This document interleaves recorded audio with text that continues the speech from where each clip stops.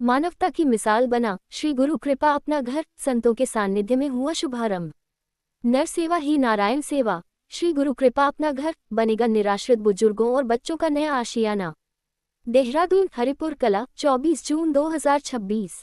देहरादून ऋषिकेश मार्ग स्थित हरिपुर कला में समाज सेवा एवं मानव कल्याण को समर्पित संस्था श्री गुरु कृपा अपना घर का भव्य शुभारंभ श्रद्धा, सेवा और सामाजिक समर्पण के वातावरण में संपन्न हुआ। संस्था का उद्देश्य निराश्रित बुजुर्गों एवं असहाय बच्चों को सुरक्षित आश्रय, सम्मानजनक जीवन तथा परिवार जैसा स्नेहपूर्ण वातावरण प्रदान करना है। इस सेवा प्रकल्प का शुभारंभ संस्था के संस्थापक श्री के अग्रवाल बापू जी के द्वारा किया गया।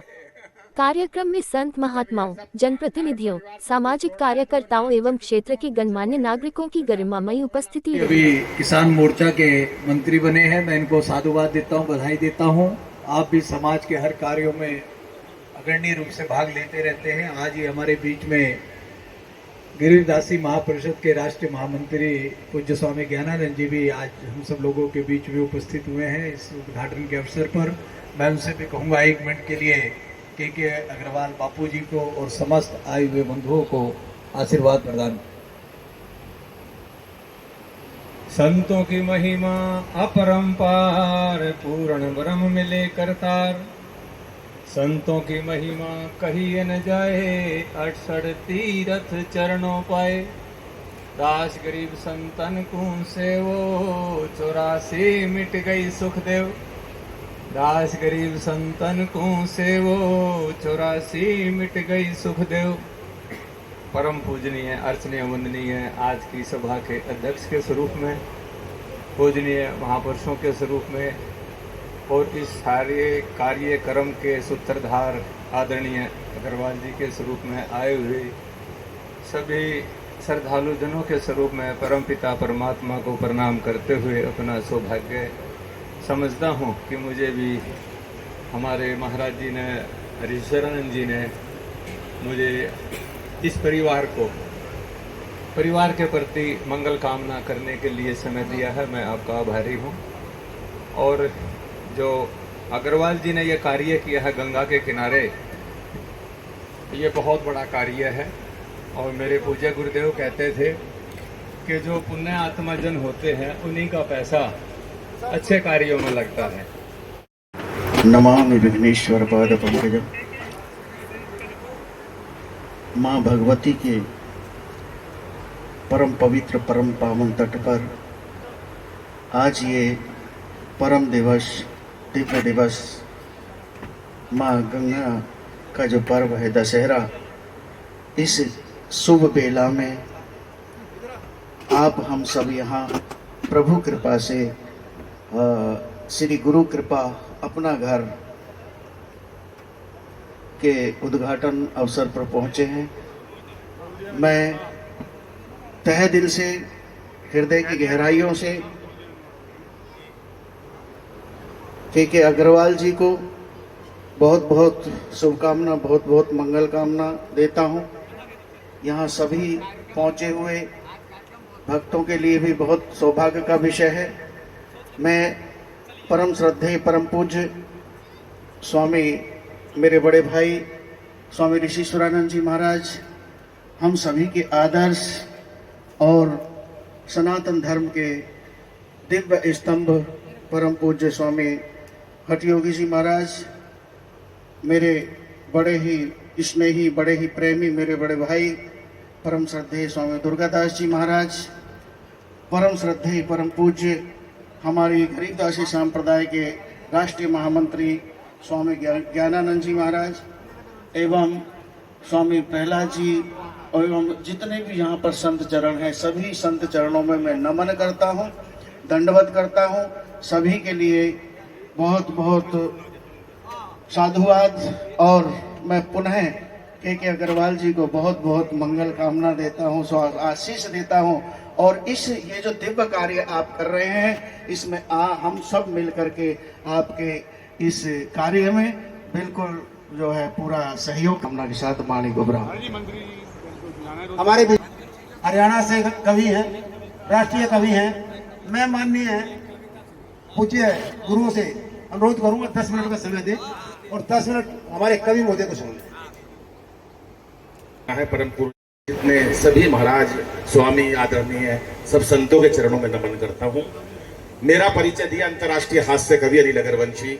मुझे नहीं पता कितने लोग बहुत स्नेह हैं और बहुत थोड़े दिल्ली और हरियाणा से लोग आए हुए होंगे, लेकिन ये इतना पूज्य काम जो उन्होंने किया है उसके लिए, क्योंकि महाराज जी के पास समय कम है, मेरे को तो हास्य के लिए बुलाया है, हंसी करने के लिए बुलाया है।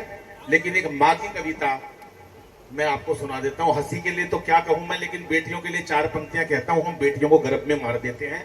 मन्नू सुनना, आपने बहुत अच्छा कार्यक्रम दिया और आपके सारे अन्नू या मन्नू जो भी नाम है, लेकिन आपकी प्रस्तुति बहुत अच्छी थी, सभी को साधुवाद देता हूँ।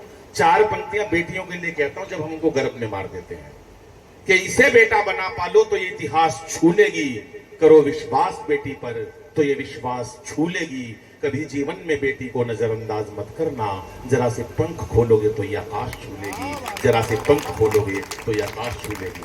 हम लोग बेटियों को गर्भ में मार देते। कोई भी संत दुनिया में, मैंने भी गुरु नाम ले रखा है, एक बात हमेशा गुरुजी बताते थे कि हम घर बार सब छोड़ देते हैं, जैसे बाबूजी ने कहा, हम घर बार छोड़ देते हैं, परिवार छोड़ देते हैं, उस प्रभु की शरण में लग जाते हैं, उसके नाम कीर्तन स्मरण में लग जाते हैं। लेकिन हमारे गुरुजी एक बात कहते थे, अगर राजा भी बन जाए और संत भी बन जाए व्यक्ति और माँ सामने से आ जाए तो एक वो दर्जा है कि संत भी माँ के पांव खड़े होकर छूता है। ये माँ का दर्जा इस दुनिया में सबसे बड़ा है, इससे बड़ा कुछ हुआ ही नहीं कि त्याग, सहनशीलता, दया व क्षमा होती है, इन सबको मिला दो तो फिर माँ होती है, इन सबको मिला दो तो फिर माँ होती है। एक कविता पढ़ता हूं दोस्तों, बहुत सारे लोगों ने टीवी में देखा होगा, लपेटे में नेताजी एक शो आता है जो इस टाइम 7-8 करोड़ लोग टीवी पर देखते हैं। वहां पर मैं राजनीति बातें करता हूँ, वहां बड़े बड़े नेता होते हैं, महाराज जी उनको लपेटना होता है। लेकिन कहीं ना कहीं कवि हृदय हूं तो दिल में अग्रवाल समाज से हूं, मेरा नाम भी अनिल गोयल है, अगरवंशी लिखता हूं।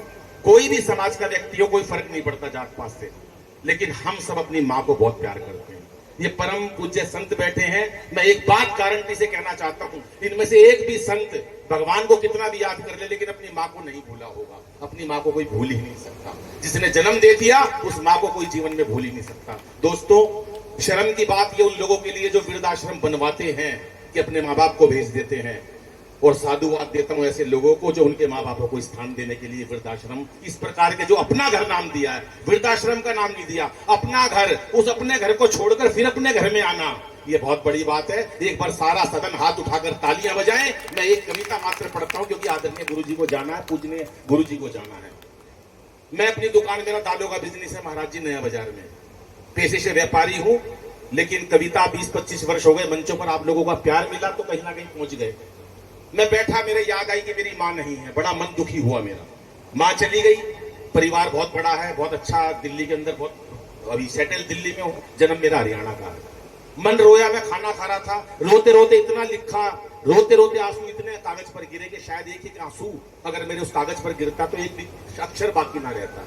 तब मैंने सोचा, अगर 7-8 साल का कोई बच्चा, उसकी माँ मर जाए, माँ चली जाए, तो उसके दिल पर क्या गुजरती है जब मैं इतना परेशान हो गया। दोस्तों, इस कविता का मर्म ये नहीं है कि आप लोग ऐसे हो, इस कविता का सुनाने का तात्पर्य भी ये नहीं है कि हम आप लोगों के लिए किसी के लिए कह रहे हैं, लेकिन एक बात जरूर जानता हूं, उस माँ जैसा कोई नहीं हो सकता। आपके दिल को कोई और छू जाए तो आप पूर्ण रूप से सभी सहभागी हो बापूजी के साथ, चाहे आशीर्वाद से, चाहे स्नेह से, चाहे आर्थिक रूप से, चाहे उनको दुआएं देके, चाहे यहाँ का प्रचार करके, किसी रूप में भी आप उनका सहयोग कर सकते हैं। हम यही एक काम कर सकते हैं, किसी ना किसी को अप्रिशिएशन देना बहुत आवश्यक है। सुनिएगा, कविता आरंभ करता हूँ साहब। क्या बोलता वो 7-8 साल का बच्चा। प्रभु जी, आपका सबका ध्यान चाहूंगा, आपके चरणों में रखता हूँ। काश मेरी भी माँ होती, काश मेरी भी माँ होती, तो सपने रोज संजोती, काश मेरी भी माँ होती। महाराज जी, मैं भावुक हो जाता हूँ कविता गाते गाते।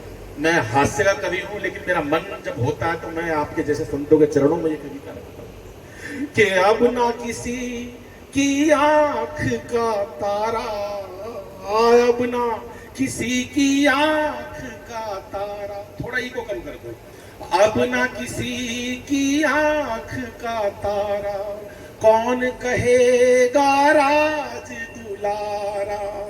अब रूठूं तो कौन मनाए, मेरी गलती पर समझाए। बिन माँ बाप के बचपन सूना, बुझ गई ममता की ज्योति। काश मेरी भी माँ होती। दोस्तों, करुणा